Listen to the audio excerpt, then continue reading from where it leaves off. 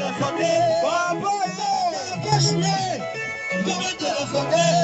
Ils sont bons papa, ils sont bons dans le monde. Dans la terre, cache-les. Dans la terre, cache-les. Et je sais. Domaine de la santé. Dans la terre, cache-les. Domaine de la santé. Domaine de Covid-19. Domaine de la santé. Dans sa roule domaine de la santé. Bonne fête, bonjour à tous. Une oignon, ça va à l'instant. Pourriez-vous nous dire où en est actuellement l'épidémie en RDC? Bon, nous nous trouvons actuellement dans un moment où nous sommes en train de réduire le nombre de nouvelles infections.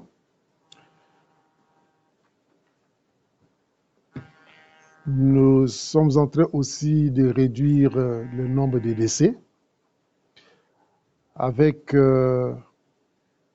près de 64% des personnes qui connaissent leur état sérologique et presque autant qui sont mis sous ARV. Alors que nous devions nous rapprocher de 90% en 2020, c'est-à-dire par rapport au nombre de personnes qui connaissent leur statut sérologique, le nombre de personnes supposées séropositives qui connaissent leur statut sérologique, nous devrions atteindre 90% et parmi eux mettre 90% sous traitement ARV et espérer avoir plus de, disons, 90% aussi, donc 90% aussi de ceux qui arrivent à la suppression de la charge virale. Le pays a fait d'énormes progrès, c'est vrai, mais nous avons un gap à couvrir par rapport aux objectifs de 2020 si nous voulons réellement atteindre l'objectif de 2030 qui prévoit la fin de l'épidémie du sida en tant que problème de santé publique. Nous évoluons, nous avons toutes les stratégies, nous connaissons toutes les stratégies pour mieux faire, toutes les stratégies pour apporter une riposte efficace, mais nous sommes limités par des ressources, les ressources surtout financières, pour couvrir toutes les stratégies et réaliser tous les résultats attendus. Voilà ce qui explique un peu, malgré des progrès, mais nous n'avons pas atteint les objectifs de 2020.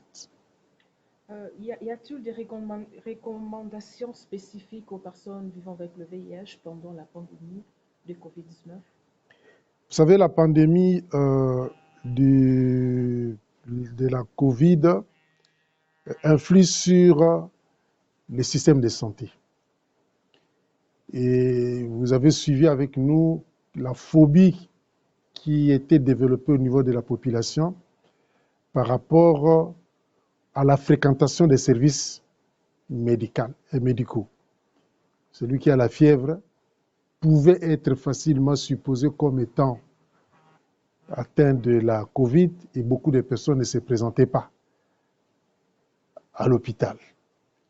Et ce qui pourrait avoir des impacts négatifs par rapport à la prise en charge et au suivi des personnes vivant avec le VIH qui présenteraient des pathologies qui nécessitent une prise en charge rapide et efficace.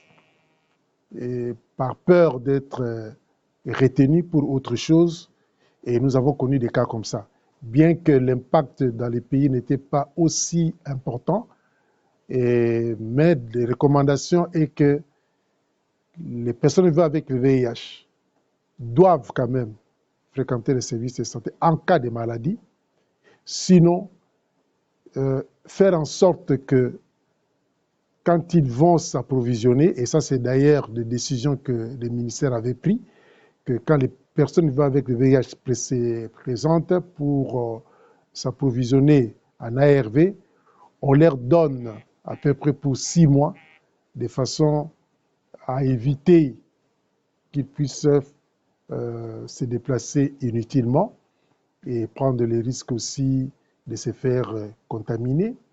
Les PVV doivent observer les règles des barrières, les mesures des barrières telles qu'édictées par les ministères de la Santé publique pour éviter de se faire contaminer parce qu'ils sont dans un terrain un peu fragile par rapport à la chronicité de leur maladie.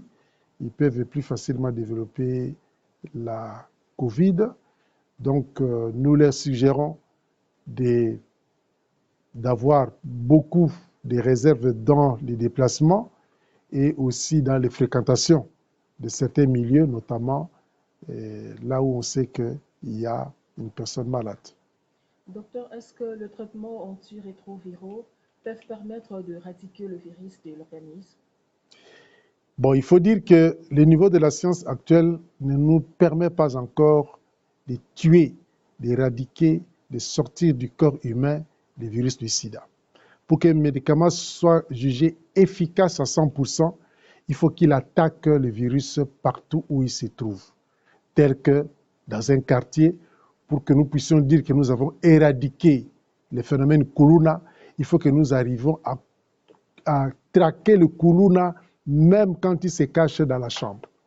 Les ARV agissent un peu comme la police, ils traquent le Kuluna dans la rue, les ARV attaquent le VIH-Sida qui circule librement dans le sang, ils attaquent le virus dans la cellule, un peu comme le Kuluna qui sont traqués dans les quartiers, et aussi ils attaquent le VIH, les ARV attaquent le VIH qui sont accrochés au niveau du noyau cellulaire, un peu comme on peut dans la parcelle vous signaler que non, dans la parcelle ici, tel est Kuluna, la police peut l'attraper. Mais le Kuluna qui est caché dans sa chambre à coucher là-bas, qui ne sort pas, il n'est pas attaqué par la police, il n'est pas appréhendé par la police. Tout comme le VIH qui est caché dans le noyau cellulaire, il s'est incrusté dans le chromosome. Il fait partie de l'identité génétique de l'homme. Ça veut dire que quand la cellule se divise en deux, le virus se divise aussi en deux parce qu'il fait partie de son patrimoine génétique. Alors là, le virus, le médicament que nous avons maintenant ne sont pas encore parvenus à attaquer le virus qui s'est incrusté dans le chromosome. Mais les ARV permettent à ce que le virus ne puisse plus circuler librement dans le corps. Quand le virus ne circule pas, quand le virus ne colonise plus la cellule pour fabriquer d'autres virus, la personne qui prend les ARV vit normalement. Un peu comme dans un quartier sécurisé par la présence des policiers qui font des patrouilles à tout moment, les Kuluna ne se manifestent pas. C'est l'avantage que nous avons avec les ARV et ça permet à la personne maintenant de vivre normalement. Mais quand il arrête le traitement, c'est pour ça que le traitement ne doit pas être arrêté. Quand il arrête le traitement, après un temps, le virus se réveille, ordonne maintenant à la cellule de changer de mission, de commencer à fabriquer d'autres virus et très vite, ils vont envahir le corps humain et cela va conduire au sida. Oui, docteur, parlant des ARV, est-ce qu'il y a-t-il une quantité suffisante pour la distribution des ARV? Comment vous faites pour distribuer ces ARV? Le PVV les achète ou comment? Bon, je venais de dire que nous n'avons pas couvert tous les besoins par rapport à la riposte au sida. Tout simplement parce que nous n'avons pas suffisamment de ressources pour couvrir tous nos besoins. Nous avons à peu près 517 000 personnes vivant avec le VIH qu'il faut mettre sous ARV. Et nous ne sommes qu'autour de 60 à 64% des personnes qui ont accès aux ARV. Ça veut dire qu'il nous faut encore des ressources pour acheter, non seulement acheter des ARV, mais acheter aussi des réactifs pour identifier ceux qui sont séropositifs. Parce qu'on ne peut pas mettre tout le monde comme ça, à l'aveugle, sous ARV. Il faut d'abord tester la personne, savoir s'il est séropositif. Ensuite, vous les mettez sous ARV. Donc, il nous faut des moyens pour pouvoir acheter suffisamment des tests de dépistage et des diagnostics et aussi acheter les médicaments, les ARV, pour couvrir tous les besoins du pays. Alors, le médicament que nous distribuons actuellement avec l'aide des partenaires sont distribués gratuitement, que ce soit au niveau de formation médicale ou au niveau de centres de distribution communautaire qu'on appelle PODI, ou ailleurs, on distribue les ARV gratuitement. Nous sommes le 1er décembre aujourd'hui. Le monde entier célèbre la journée internationale du sida.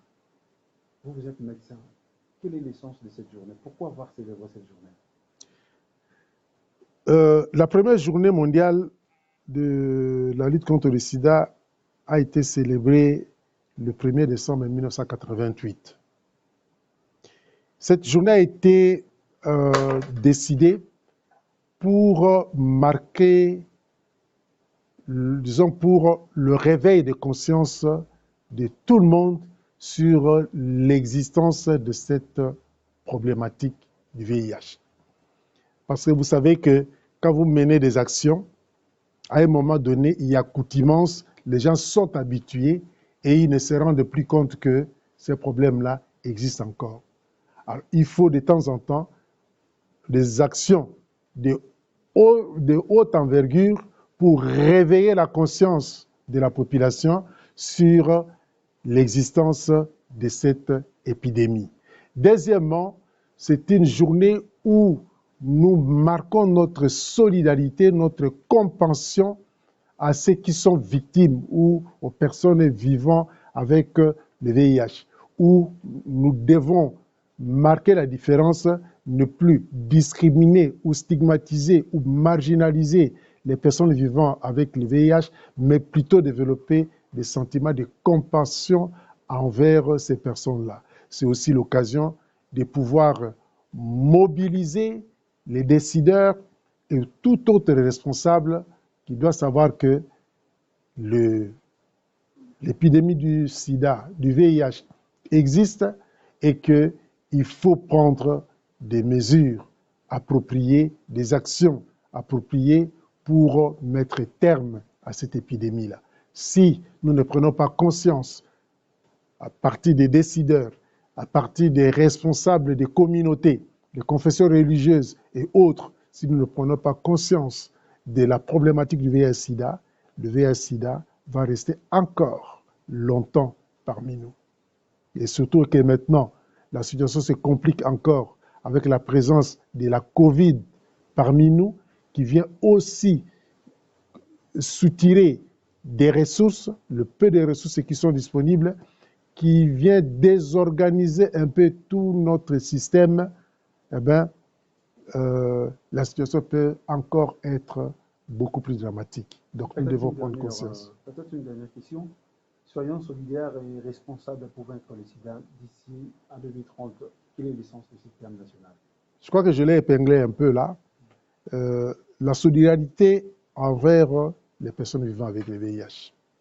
Nous devons nous montrer compatissants, unis avec les autres, les personnes qui sont atteintes du VIH-Sida, du VIH, et aussi se soutenir les uns les autres pour mener des actions. Je prends l'exemple, par exemple, des enfants abandonnés ou qui n'ont pas d'abri et tout ça.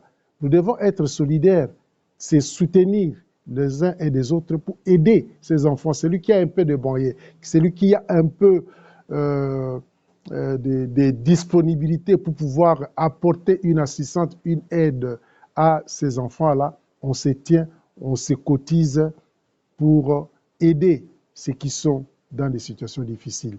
Il y a des personnes marginalisées qui sont là, rejetées par la communauté. Nous devons changer notre dogme, notre façon de voir pour être unis, solidaires, parce que c'est tous ensemble, en conjuguant nos efforts, que nous allons pouvoir vaincre l'épidémie du sida. Votre dernier mot. Le dernier mot, c'est la question que Mme Deveux posait, c'est la différence entre le VIH et le sida. Le VIH, c'est le virus qui entraîne la maladie sida, puisque le sida, c'est l'étape maladie. On est infecté par le VIH-sida, on devient personne vivant avec le VIH parce que nous les gardons pour la vie.